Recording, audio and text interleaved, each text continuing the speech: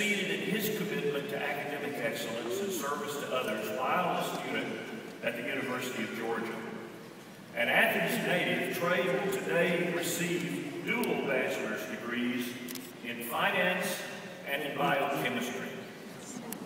Trey's spirit of giving complements his desire to serve his fellow man by working in the healthcare field, and he has already been accepted to medical school.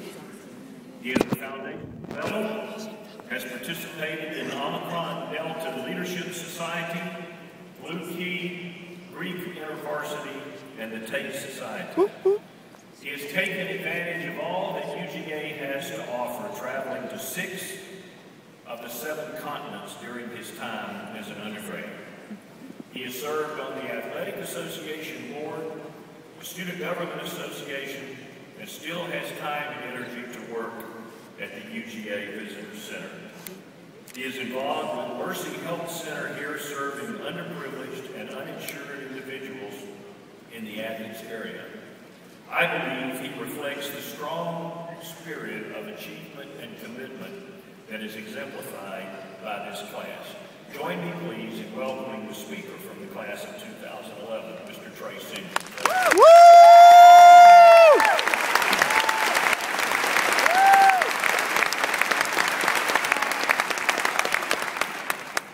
Good morning. The university has advised me numerous times that were I to go beyond my allotted 5 minutes, I would be immediately cut off. Thanks for the vote of confidence. What the university does not know, however, is that I put the same amount of effort into this speech that all of you put into your final term papers. Thus, late last night, I began. I used only 2 books to craft this speech. They are, in fact, the only 2 books I ever used during my college career. My MacBook and my Facebook. I also cite only one source. It is the source that we all cited, or only should have cited in our papers, Wikipedia. Without further ado, let me begin. On this day, December 16th, in 1997, an episode of Pokemon induced seizures in 685 children in Japan. On December 16th, in 1983, the WHO announced they were disbanding. On December 16th, in 1978, the municipality of Cleveland, Ohio defaulted on $14 million in loans. In 1835, a fire consumed over 600 buildings in New York City. In 1809, Napoleon Bonaparte decided he wanted a divorce. And on December 16th, in 1631, Mount Vesuvius erupted. Good gosh, you came for graduation anyway! But maybe a better question is, what have you done with your December 16th? For that matter, what about your December 15th, 14th, 1st? You have lived over 1,000 days during your time at the University of Georgia. How many do you remember?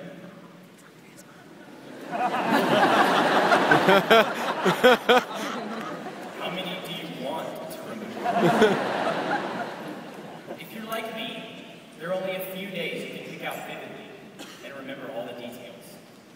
The rest become part of the flowing narrative that presents your life. Each day of our lives is part of a story that we're telling.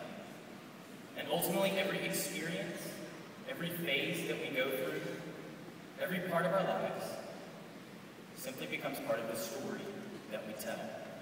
Here's an example. Were I to ask you about middle school, you would likely cringe, shed a few tears, apologize profusely, and then tell me a nonsensical story involving the Oregon Trail that takes 2 sentences and less than 2 minutes to complete. Middle school for all of us is now just a story. Were I to ask you about high school, you might give me a few smiles, a few more sentences, a few friends' names, but high school would be nothing more than a relatively short story. And the farther away from high school we get, the shorter that story will grow. Today, for all of us, college No doubt your experiences here have been exceptionally formative. Many of them we share together. For instance, many of us will never forget that first blackout game in 2007 when we stomped Auburn University. We'll cherish pieces of campus where we ate and laughed and studied and thrived and struggled. We'll all be forever grateful we chose to come here instead of that trade school on North Avenue in Atlanta. But then there are more personal stories. I'll never forget being stranded in the country of France, decided to go on rail strike. I'll never forget an impromptu karaoke night with my roommates until 3 a.m. in the morning. I'll never forget serving as an accomplice for my best friend by hiding in the bushes and taking pictures when he proposed to his girlfriend. These make up my story. What makes up its yours? We end up with this pivotal idea. Our lives write stories. So I want to leave you with 2 questions that you should always be asking yourself related to your story. The first is this: if my life writes a story, then will that story be worth telling when it's done? I hate this question. I hate it because it demands so much of me. I can have the greatest friends, the best families, the perfect opportunity to share my story, but will anyone want to hear it?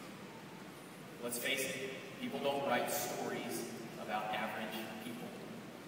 Working in a cubicle, saving to buy a Volvo, getting a promotion, none of that is cinematic or remarkable. And while we don't live hoping that we merit someone writing a biography about us, we are forced to acknowledge that a life worth writing a book about is a life well lived. That a life worth spending $100 million to make a movie about must carry some lasting significance. I'm not asking you to be Braveheart, or Florence Nightingale, or Martin Luther King Jr., nor am I asking you to seek out recognition for your works. But I am asking you to think like they did, to work as hard, to imagine a world like they did. Is the story you're writing with your life worth telling? The second question is equally as simple. Does my story intersect the stories of others? How do I know this question is so important? Because were any of us to tell our story, the most distinct parts would be the people we shared it with. I'll bet you can still see their faces, hear their voices. I bet you can remember specific things they said on specific days. Our memories latch onto experiences with people. They make stories worth living, worth writing, worth sharing. Invest in the stories of others, and make sure your story intersects the stories of many others. As part of a local nonprofit I'm involved in, I've had numerous opportunities to spend time with the homeless of Athens. Once a week, we provide sack lunches for those who live on the streets. The food, though in my opinion good, is just a medium for building relationships. I learned this the hard way through one conversation with a friend. As we stood around his campfire outside his boxcar, on the outskirts of downtown Athens, he looked me in the eyes and he said, "Trey, to be completely honest, I hate peanut butter and jelly sandwiches. But I will continue to accept the lunches if it means someone will continue to come spend time with me." To quote Jackie Robinson, a life is not important except in the impact it has on other lives. In closing, I have a confession to make. When I told you the events that have occurred on December 16th of the past, I painted a picture of negativity for you. Let me now give you the other half. On December 16th, Margaret Mead and Beethoven were born, both of whom forever shaped their respective fields. December 16th marks the publication of Albert Einstein's theory of relativity, as well as Vasco da Gama's rounding of the Cape of Good Hope on the southern tip of the African continent. And on December 16th, in 1773, some good compatriots of ours decided they had had about enough of English taxation. So they took some tea and they threw it into the Boston Bay, and thus began the rapid slide to revolution and the independence of our great country. So I guess December 16th is not such a bad day to have graduated on, after all. In fact, if you and I are telling great stories with our lives, then it could potentially be the best day to have graduated. Class of 2011, tell great stories with your lives. And make sure you have great people to tell them to. Thank you and congratulations.